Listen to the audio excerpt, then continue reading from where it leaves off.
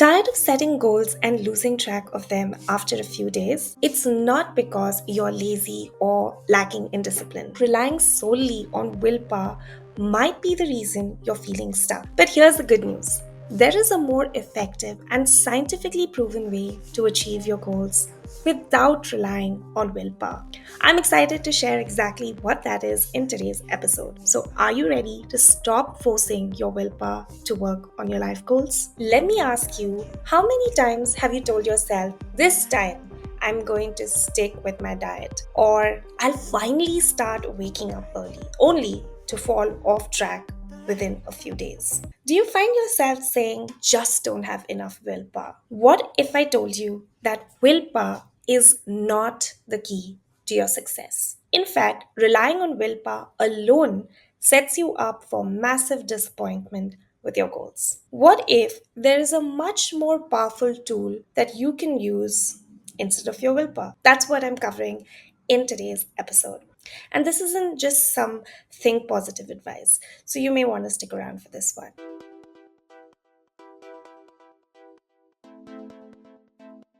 Hey, you, welcome back to another episode of the Actionables podcast. Thank you so much for tuning back in. If you're new here, my name is Peyton. I'm an NLP life coach. And on this podcast, I talk about how you can simplify working on your goals by developing more self discipline rather than getting stressed out and feeling overwhelmed. Hit that follow button wherever you're listening to this. And with that, let's jump into this episode. Let's first talk about why most of us rely on willpower. For most of us, from a young age, we've been taught that success comes from grinding, forcing ourselves, and just doing it. Nike even made it famous as its tagline. But here's the problem: while we were taught that willpower can get us results, the critical part about using willpower was somehow missed and completely overlooked. And that is that willpower is like a muscle, it gets tired. Research shows that willpower is a finite resource and that it's limited. The more you use it, it will become depleted and you're going to run out of it at some point. No matter how much you build the willpower muscle, it is bound to get tired.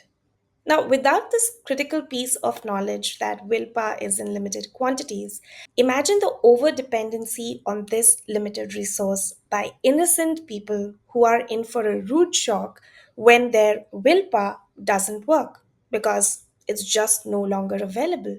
I know this because I was one such naive individual. I firmly believed that I could get things done if I simply exercised my willpower. I would tell myself that I could do difficult things by willing myself to do them. For example, for years, I struggled to lose excess weight. I would tell myself I just had to have more willpower and then I could lose the weight. Imagine my years of frustration when all the years of trying to exert my willpower simply didn't work. It made me insecure about my weight and it even started to affect my confidence. Think about it. Imagine you're trying to stay on a healthy diet, but after an exhausting day, you just give in and reach for that unhealthy junk food that you've been trying to avoid the whole day. Well, that's your willpower being exhausted. In my case, for years, I tried so hard to stop binge eating and I went from one diet to another. I even put myself through trying to exercise daily, all the while resenting myself because nothing seemed to be working. I felt stuck in a negative loop where I kept telling myself, you have to just try harder and you aren't doing enough. I can tell you that this kind of negative self talk can not just be discouraging, but it started affecting my confidence as a person and it started affecting not just my work, but also my personal relationships. I know so many clients and even listeners of this podcast who can relate to especially weight challenges. I have heard countless stories of how excess weight affects people's image of themselves, and it can be devastating. And the irony is that most people who want to lose weight are doing their best. They are trying to eat healthy and exercise, and they are doing it by exerting their willpower. But just like in my case, I had to learn it the hard way that the more I tried using willpower to lose weight, the more difficult it became to lose the weight.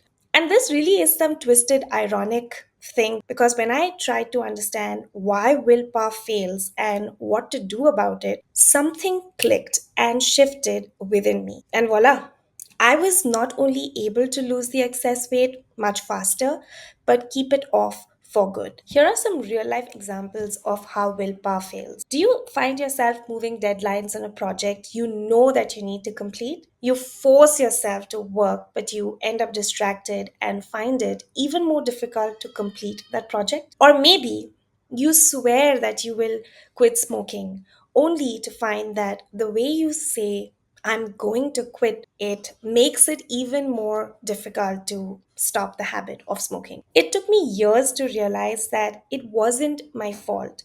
It simply is the nature of willpower. It may be available and you can use it, but it isn't smart to rely on your willpower to get things done. So if you've had disappointing results with your willpower, it's not your fault. Now that you know that it is a limited resource, you can use this to your advantage. One of the teachers that helped me realize this truth of willpower was Émile Coué, a French psychologist who in the early 1900s noticed this nature of willpower being limited and unreliable. He found that when people relied solely on willpower, they often failed. Why? Because willpower fights against your subconscious mind, and the subconscious always wins. Coué discovered that willpower alone is ineffective because it creates an inner conflict between the conscious mind, which imposes discipline, and the subconscious mind, which governs your habits and emotions. He observed that when people rely solely on willpower, forcing themselves to resist temptation or push through resistance, they often fail because the subconscious resists direct commands. The three main problems with willpower. First, it creates inner conflict. When you say, I should stop eating sugar, part of you rebels. Your subconscious loves comfort and resists force. This creates tension, making it difficult and almost impossible for you to stop eating sugar. Second, willpower is short term. You can white knuckle your way through a week, but long term change is nearly impossible. That's why 95% of diets fail. Third, willpower depends on motivation, which fades because motivation is fleeting. When it is gone, willpower crumbles. This is the reason why, if you've been trying to create a new habit, but you find yourself impossible to create that exact habit, it is impossible to force yourself to create an habit. And as ironic as that might be, that's just the nature of willpower. So if willpower doesn't work, what can you do? This is where Emile Coué's discovery, the law of reverse effect, is extremely effective. Emile Coué found that the harder you try to force something with willpower, the more your subconscious resists. He called this the law of reverse effect. The more you say, I must sleep on time, the more you go to bed later. Coué found that the subconscious is far more receptive to imagination and autosuggestion, vivid mental images, and repeated positive affirmations delivered with emotion. By repeatedly visualizing desired outcomes, example, every day in every way I'm getting better and better, individuals could bypass resistance and reprogram their subconscious mind, making change feel effortless. Coué's work proved that imagination and not willpower is the true driver of lasting transformation. The law of reverse effect uses the power of imagination instead of willpower. Your subconscious doesn't respond to logic or force. It responds to images, feelings, and repetition. Coué's famous mantra was, like I already mentioned, every day in every way, I'm getting better and better. Why did this work? Because it programmed the subconscious through imagination and not through willpower. So here's how you can use imagination like Coué suggested. Step number one is visualization. Instead of forcing yourself to wake up early, imagine how refreshed you will feel, how productive your morning will be. Go ahead and feel it. your subconscious will start aligning with that image. The more you visualize and add your senses into your visualization, the better it is. Step number 2 is auto suggestion. Coué taught patients to repeat positive affirmations with emotion until they became subconscious beliefs. Example, I easily choose healthy foods instead of I must resist junk food. You must have heard athletes visualize winning before competitions. Successful entrepreneurs, they imagine their goals every single day, countless times. Coué's patients, they healed faster by imagining that they were well. Willpower is exhausting and unreliable, but your imagination, it is the most powerful tool that you have. Instead of fighting yourself, start working with your subconscious.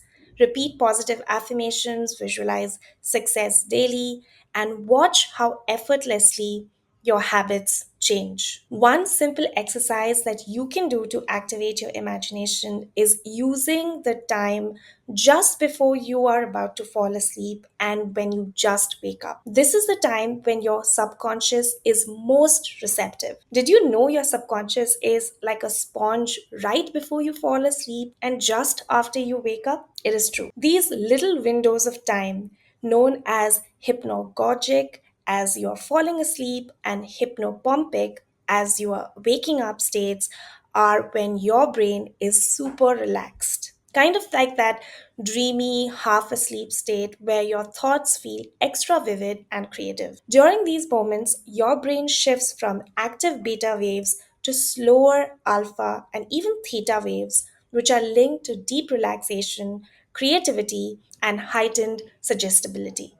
This relaxed state makes it the perfect time to feed your mind with positive affirmations and vivid visualizations. Think of it like planting seeds in super fertile soil, which is nothing but your subconscious, because your subconscious will absorb these thoughts without the usual overthinking or self doubt from your conscious mind. For example, instead of scrolling through your phone just before you go to sleep or when you wake up, try visualizing your goals and repeating affirmations like the one Kue suggested every day in every way. I'm getting better and better and better. In the morning, as you're just waking up, take a moment to mentally rehearse your goals and express gratitude for already achieving your goals.